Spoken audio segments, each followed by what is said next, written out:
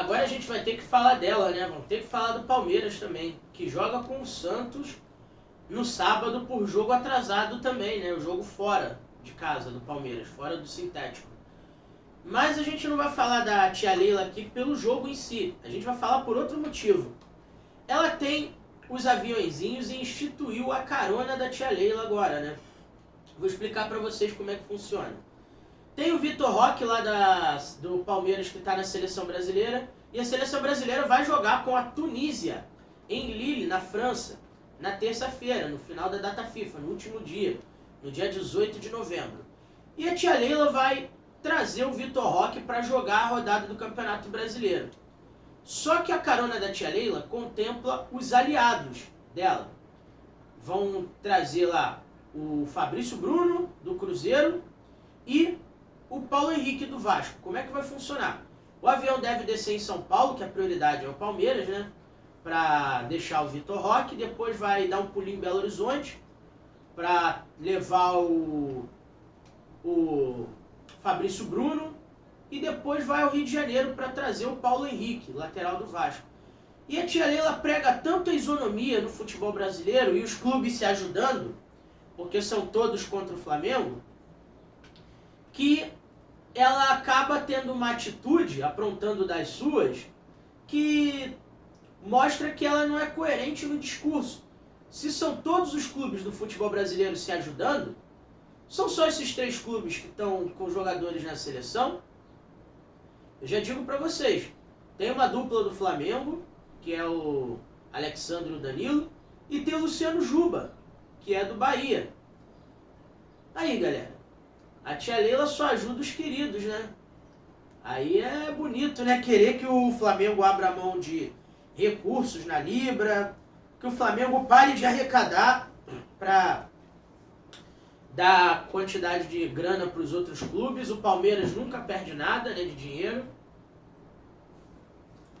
E o Flamengo sempre é favorecido, privilegiado. E a tia Leila mostra que é sempre contra a gente mesmo, que não tem jeito. Que ela quer colocar o Flamengo em posição de inferioridade em relação ao futebol brasileiro. E apesar dos pesares, a gente segue lá no topo.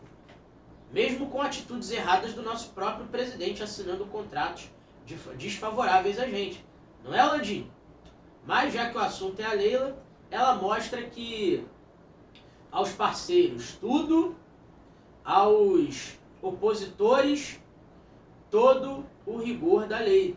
Mas, vamos lembrar aqui, o Cruzeiro jogou com o Palmeiras, teve aquele joguinho camarada lá, aquele 0x0, e o Vasco perdeu de 3x0 para o Palmeiras, sendo que antes do jogo, né, na semana do jogo ali, ou no dia, rolou um empréstimo da Crefisa de 80 milhões para o Vasco conseguir tocar as contas e as coisas funcionarem. Suspeito? Não, sinceramente não acho. Mas, como diz o jornalista Reinaldo Azevedo, tem uma instituição que a gente tem que prestar atenção, que é o ICI. Sabe o que é o ICI, pai? Não. Índice de coincidências incríveis. E essas são as coincidências que a gente tem que prestar atenção, né? Então, sobre o Palmeiras, é isso aí que ela tá aprontando das suas, a tia, né? Mas vamos voltar a falar de Flamengo, que é o que realmente importa, e eu trouxe isso para que você tire as suas próprias conclusões. O Flamengo, galera, tá fazendo planejamento para 2026, mesmo envolvido em corrida por títulos em 2025. Entenda-se, Libertadores contra o próprio Palmeiras, bem como o Campeonato Brasileiro, na questão dos pontos corridos. Como eu já falei para vocês do jogo do Palmeiras com o Santos, rapidamente, nos outros vídeos, e falei da questão do Flamengo com o Sport, nos tópicos anteriores e da questão do elenco, a parada é a seguinte: o Flamengo já estuda posições que vai precisar de reposição para 2026, vendo as lacunas no elenco de 2025.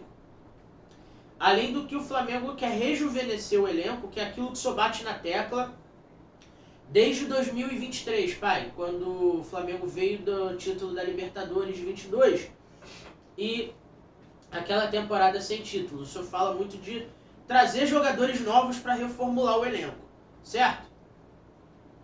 Então vamos lá.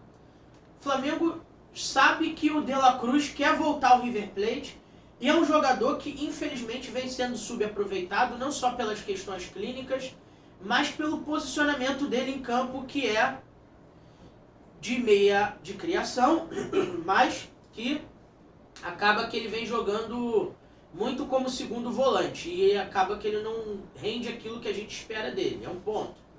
O segundo ponto é que o Bruno Henrique, que já tem 34 para 35 anos, entra no último ano de contrato.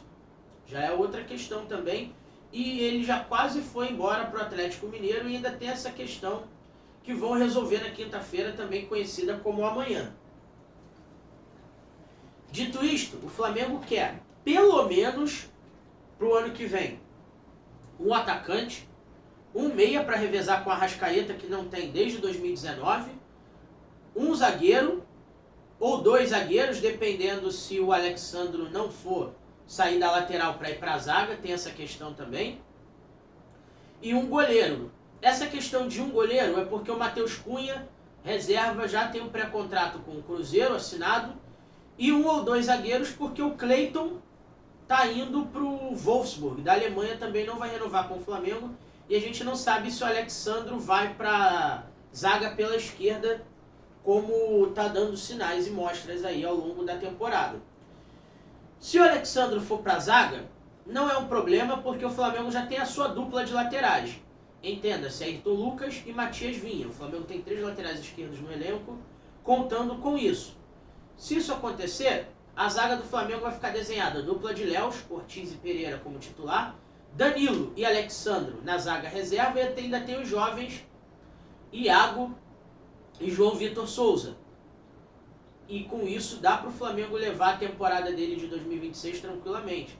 Mas como o Flamengo vai ter uma quantidade de jogos grande, o Flamengo estuda a contratação de mais um zagueiro. E o zagueiro pretendido, você sabe quem é, pai? Não. Eu vou falar para você agora, são 2 nomes para os 2 cenários. Se forem 2 zagueiros, o Internacional entra por causa do Vitão. E o Flamengo quer o Vitão para ser um zagueiro pela direita, que pode vir independentemente das questões do Alexandro passar ou não para a zaga, porque o Flamengo, além de ter os 2 jovens e a dupla Danilo e Alexandro, o Danilo ainda não rendeu o que dele se espera e tem às vezes questões de lesões, cartões, e isso pode atrapalhar o Flamengo. Mas o nome preferido da nação rubro-negra e do staff do Felipe Luiz para a zaga, o Boto, que é o Vitão, e o Felipe Luiz gosta do nome, e eu considero um bom nome também, mas dadas as questões com o Internacional, não acredito que ele venha, o nome preferido é um de um conhecido rubro-negro, de um velho conhecido, pai. Quem? Santiago Sosa, zagueiro do Racing da Argentina, que fez partidaça na ida com o Flamengo no jogo do Maracanã, no 1-0. O Flamengo só demorou a fazer o gol muito por conta da atuação dele na zaga.